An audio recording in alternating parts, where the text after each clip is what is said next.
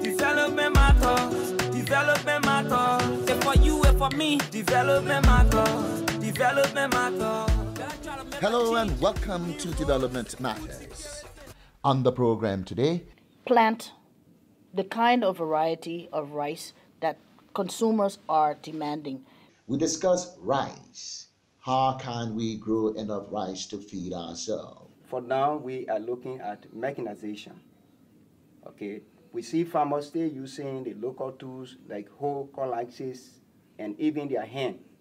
Also on the program today, when the USAID sought the idea that we were already engaged in oil palm production, they offer us some seeding on the revolving fund. we look at a project that has worked to help oil palm farmers increase their yields. And then we wrap up our program with a profile of a young Liberian engineering student who says he's invented a game to help Liberian chemistry students better understand the periodic table. P6 upon with 18. That is the electrical configuration for argon. But we begin with rice. Almost 40 years since the 1979 rice riots that unleashed a chain of events culminating in 14 years of civil war and strife, Liberia still does not grow enough rice to feed itself. Hundreds of millions of dollars leave the country every year for rice imports, money that could go to build roads, schools, and hospitals. This thus begs the question, can Liberia produce enough rice to feed itself? If yes, what are the constraints to doing so? And what can be done to tackle those constraints? To answer these questions, we talk to people with deep knowledge about the rice sector. We have a farmer, Jefferson Tucker, of the Dogoden Farmers Cooperative in Gbedi, Nimba County.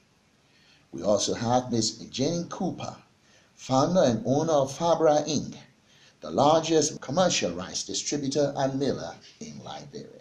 We also have with us two agricultural experts, Dr. Roland Massaquoi, a former Minister of Agriculture and former Dean of the College of Agriculture at the University of Liberia, and now a Professor of Agriculture at the university.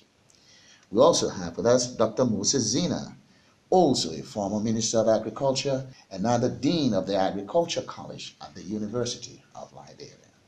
And let's begin where we should, with the farmer. What does his cooperative need to increase production on the land they own in Gbedi, Nimba County?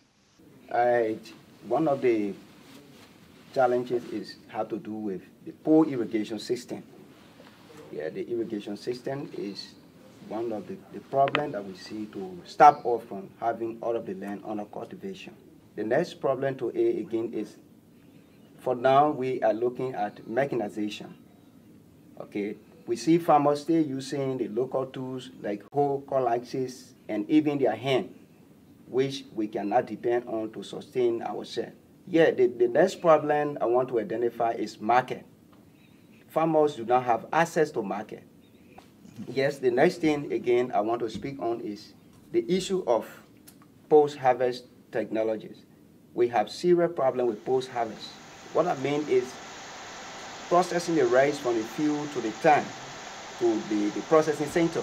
Rice need to be free from the rice. Even the drying flow need to be improved before taking the rice to the processing center. And what about rice millers and distributors like Fabra? What are the challenges they face and what are the opportunities? I think Jefferson has touched on some of the challenges, because coming from the farmer, which he represents, to our processing plant, we receive rice with debris, with insect infestation, not properly dried, but we like to focus on the opportunities. We're a private sector entity. Our business model is a social impact model where we want to provide that access to markets that the farmers crave in Liberia. So the opportunities that we see is revolving around partnerships. Partnerships between processors and millers like Fabrar and the farmers and the farming cooperatives and communities. partnerships also to plant the kind of variety of rice that consumers are demanding, because we're like the cloth between the scissors. So we have the farmers on one side, we have the consumers on the other side. We know what the consumers want. The farmers may not be growing, and in most cases they're not growing what the consumers want. And she says there are great opportunities for export. Liberia has a very unique variety in the world. There are 4 countries in the world that grow and export red rice. Those 4 countries, none of them are in Africa.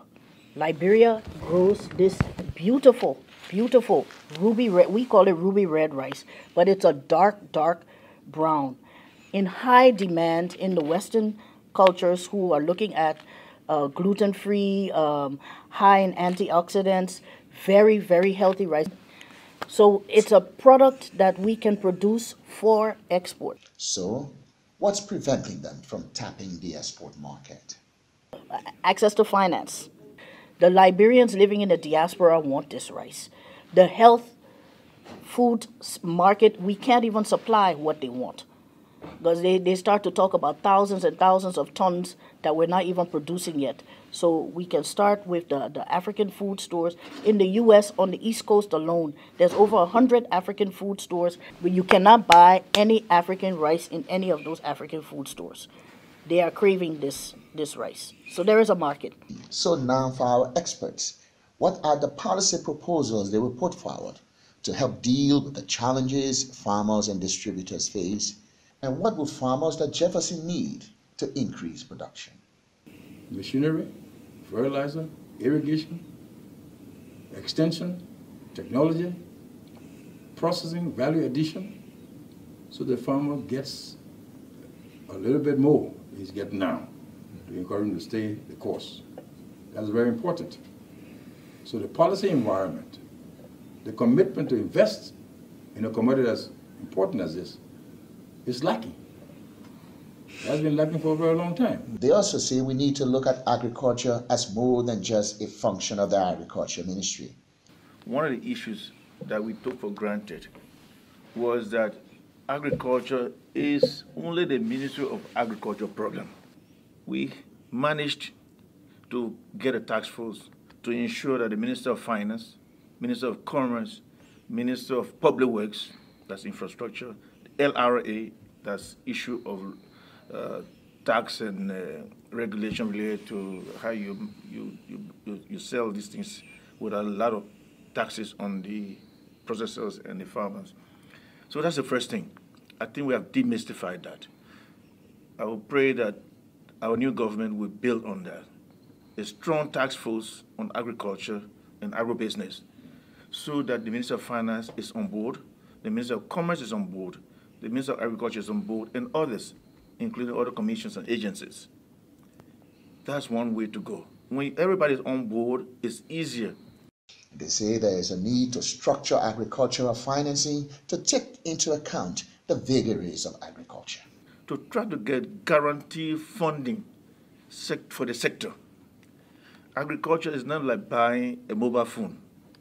You can finance a mobile phone and sell it in 2 or 3 months and you get your money back. Agriculture has gestation period for different crops or different livestock. So the financing has to be built around the life cycle of that enterprise. But the good news is that the African Bank, the African Development Bank, is owned by African governments. The new president is an agriculturist. He has repositioned agriculture as one of his major pillars. It's called Feed Africa. He's been able to convince the World Bank and others to reposition agriculture financing. We started that, and I think we can encourage our new government to build on that. And last but not least, is an emphasis now on value chain. Most of our financing and our intervention they were limited to production. The pre-production that he talked about, if you want to migrate to lowland, which is actually our strategy, to clear the original swamps, it will need some public financing. But there are some fundamental questions. Is there a market in Liberia for locally grown rice? Will Liberians buy and consume locally grown rice? If not, what needs to be done to get Liberian rice marketed locally? They have Liberians like the locally grown rice. They like the taste of it. Depends on the varieties, but there are some varieties that are very, very popular. The LAC 23, the LAC varieties, which are our local varieties. They prefer the taste, the consistency, the way that it feels in your mouth. They like it. However, almost across the board, even in urban areas, in rural areas, you ask them if they prefer it to imported rice. If you want to give them rice, they'll tell you, give me the imported rice. How do we solve that problem? So there's a market. But he says farmers must produce rice that meets quality standards to satisfy market tastes. Can they produce rice such that the harvesting, the post-harvest conditioning is structured such a way that they don't have inert material in the rice, so that the chewing component, the taste component, if you dry rice and you don't dry it correctly, it smells. We're talking about meeting standards and quality. So we're talking about, can we do something about the cooking quality, the eating quality, processing something? All this requires investment. That is why I think investing in people like Ms. Cooper, who have started with their own money as part of the value addition. If we really work with them as the candles that will really move this revolution. They say the government should also work with donors to make sure donors' activities are aligned with the government's priorities in the rice sector. So if you're talking about rice, if the money from the donor side can support infrastructure around rice, let that, it shouldn't be silos, pieces of projects in the same place. They can fund different components of an enterprise, and they can still do the M&E and take credit for the contribution. We're starting now with the rice hubs and the cassava hubs. Not perfect yet, but at least among the donor partners, all they wanted was clear direction from us as to how we want to approach it, and to ensure that the funding properly accounted for. While government can certainly set broad policies to increase rice production, what can the private sector do? We are a captive market. We like rice. We want to eat it. It's not something you have to convince people to eat rice. Firstly, we have the 4th lowest population density in the world. So all of our 43,000, 47,000 square miles that we have, we don't have that many people per square mile. So the land is there. The market is there. The people like to eat the rice. Just a few tweaks. I will come, I say, okay, I have a concession of 20,000 acres. Here's Dogodan. Dogodan has 2,400 acres. Take their 2,400. Foya, you go up there, or Vonjama, you go up there. There's one area there that's with 12,000 hectares.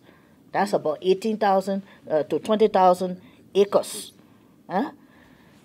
Put them together. Let's sit down and work together. And so that concession would not be just sitting down like you sign paper and I got to go and find 20,000 acres of land. There is land. There are people who are already doing this. Yes. And the concession should just now be to empower everybody so that they can do it. And I'm telling you, if we can do this, if we can capitalize on that golden business opportunity that I'm talking about, in 2 years' time, your conversation will be different. It's very sure. We'll be talking about exporting. Yeah. We'll be talking about excess food production coming out of Liberia. Yes. And the investment that we're talking about, money is not the problem. That's one of the things I learned in my time with working with the UN at the African Union. Money is not the problem. Bankable projects is the problem. Coming up with a bankable project Dr. Zida has mentioned, African Development Bank. The donors are hungry.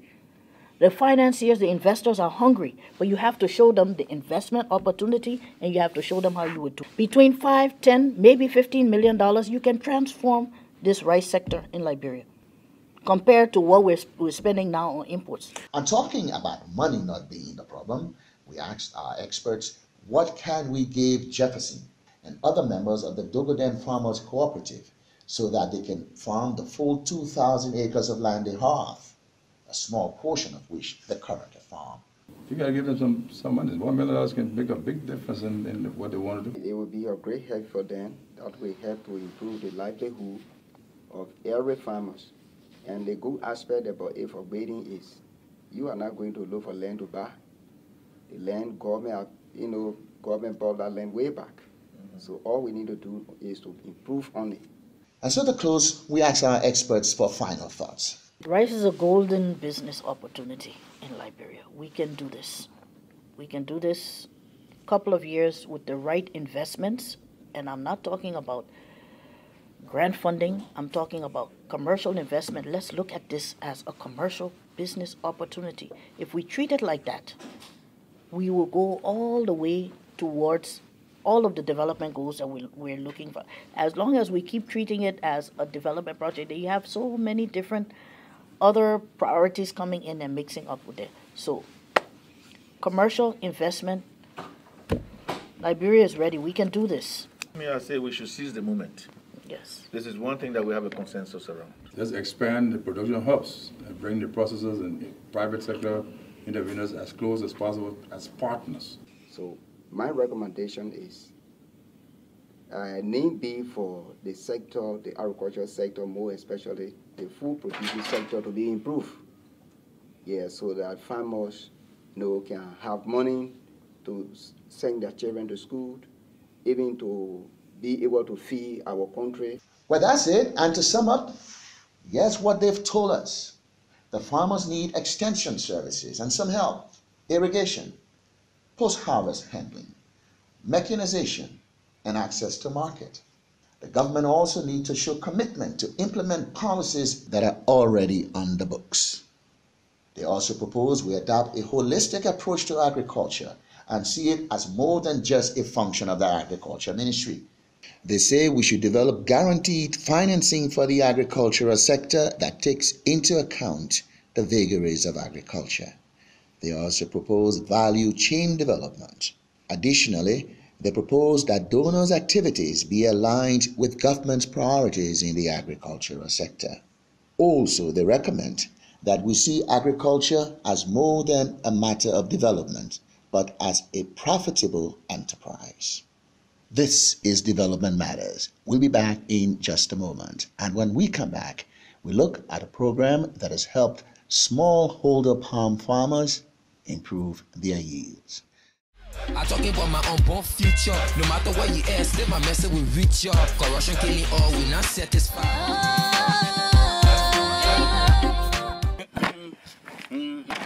This is Bellimu, deep in the Liberian heartland of Bung County.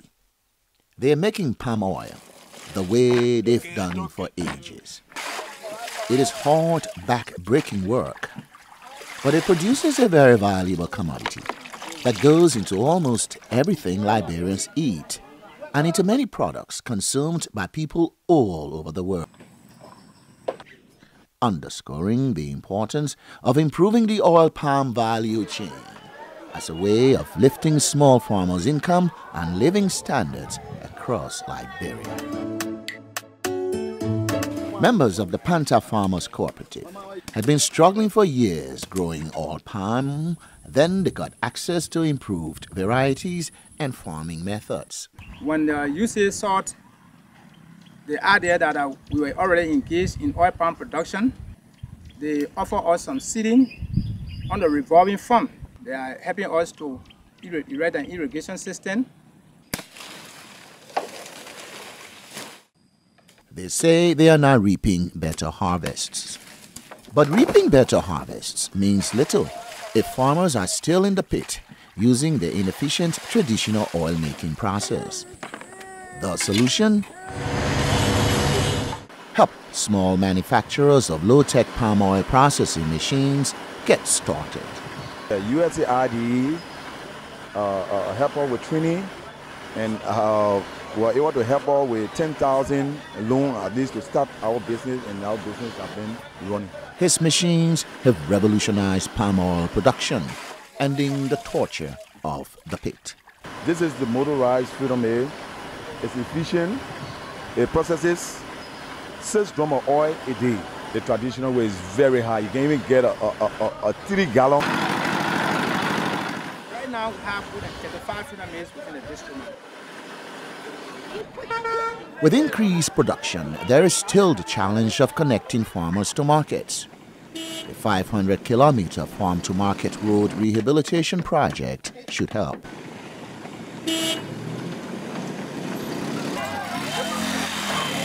Helping young entrepreneurs start up their own farm transport business also provides farmers critical links to markets. All across Bong County, up and down the oil palm and other agricultural value chains, there's so much going on. When they are not farming or selling in the market, these women participate in the Advancing Youth Project, which provides them livelihood skills like making soap from palm kernel oil produced locally. They also learn basic numeracy and literacy skills. Family. My family is big. My family is big. He is big and fat. He is big and fat. With small grants or loans, others are establishing their own businesses and creating jobs. We got 18 person here working now. Together, they are showing that with the right mix of policies and incentives, they can help spark the market-driven growth so essential to Liberia's long-term development. Development matters. Development matters. If for you, if for me, development matters. Development matters. This is Development Matters. When we come back, we profile a Liberian engineering student who has invented a game to help chemistry students better understand the periodic table. We'll be back in just a moment. I talking about my unborn future. No matter what you ask, they my message will reach you. Corruption killing all, we not satisfied. Welcome back to Development Matters. Now we profile a young man who says he's invented a game to help Liberian students better understand chemistry. As a student of civil engineering, I have been thinking to find a way in order for our students to create more interest in those sciences, the physics, the mathematics, the chemistry, and the biology. So I was able to create a group on Facebook called the Determined Young Liberian Finding Solution to Chemistry, Physics, and Mathematics. One of the solutions he came up with was this. A game called the PTE Club, that is the periodic tables of elements. So our students were able to learn, memorize, meditate, know the first 60 elements well, where they can stand up anywhere, tell you the symbol, tell you the position of each element on the periodic table without looking at the table. Jefferson then set out going from school to school, meeting principals and students to tell them about his game. This is one of the tables that I printed out, and then I share it on each student. I make sure that you study the first 60 elements because I had a game, but in order for the student to better play the game or understand the game, the first thing was to understand this table that is called the periodic table of elements. So, what is the game like when it's played? Well, let's see. Like this game, we have 5 students on each team, but one student is allowed to put their hand on the table to choose the correct answer. So if I say, oh, team A, identify the element with atomic number 60, within 3 seconds, you should be able to tell me which element has the atomic number or the position 60 on it. Okay, team A, going to identify the element that has atomic number 58. He said the symbol for this element, CE, Serenium. Correct. Correct. Team A is awarded 5 points. Quickly, Team B, going to identify the element with atomic number 2 on the periodic table. She said He, that is helium. The symbol is He. Is she correct? Correct. This question goes to Team A. Which element on the periodic table has atomic number 29? Team A. He said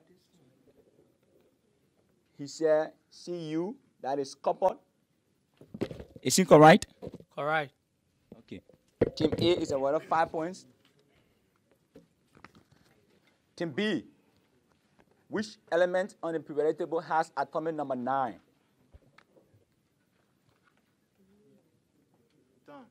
Time. This question goes to Team A. Which element on the periodic table has atomic number 9? He said F, the symbol, and the name is fluorine.